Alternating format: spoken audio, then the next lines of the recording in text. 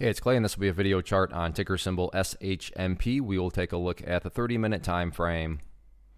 Real quick, what do I mean by 30-minute in case maybe you're new to charts? Instead of each one of these candlesticks here representing 1 day's worth of price action, which is what you would normally see, each one represents 30 minutes. So while this here may look like a few weeks worth of time, it's actually just the past 2 days broken down into 30-minute time slices. I like to this time frame. I think it does a good job of telling the quote-unquote story of the price, and then makes mapping out where levels of support and resistance a bit easier to see.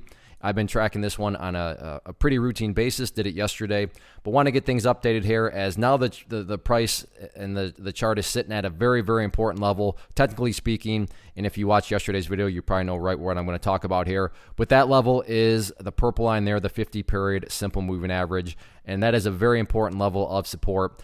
For the very reason, and I'm not saying this is what's going to happen, but if tomorrow the price separates to the downside of that, what would you then have at that moment in time? You know, what would that be doing to the price? That would literally be putting the price right back to this area of the chart where it was before the very nice move happened right there. And not to insult your intelligence, but price movements with genuine power, with true strength, are not going to go back to where they were. They're going to make some sort of form of progress forward. And this is essentially what that purple line is representing, because let's say the price, like I said, does the opposite of what I just mapped out. It doesn't drop below there, but now it just starts to go sideways and then eventually starts to work its way back upwards.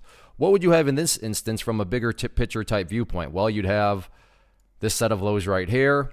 You'd have some lows down there if you envision each of those as stair steps. Well, overall, big picture-wise, you'd still have stair steps progressing in the upwards direction. Now, I do realize if you're some sort of day trader, flipper, whatever you want to call yourself, and you bought right there, or maybe you bought right there, and you wanted to sell within 15 minutes after buying, then yeah, you don't care about these big picture stair steps. But I'm definitely talking about, and these comments are geared towards those people that had more of a broader time horizon on things. So yeah, the price did pull back not only today from the nice move it had this morning, but it's also pulled back quite a bit from its highs up there. But looking at more than just a couple of days, looking at multiple days here, you can see the price does still have an opportunity to chip away and build a higher base. So that is certainly priority number one going forward. Let's see if the price can stay up above this 0.028 area or not.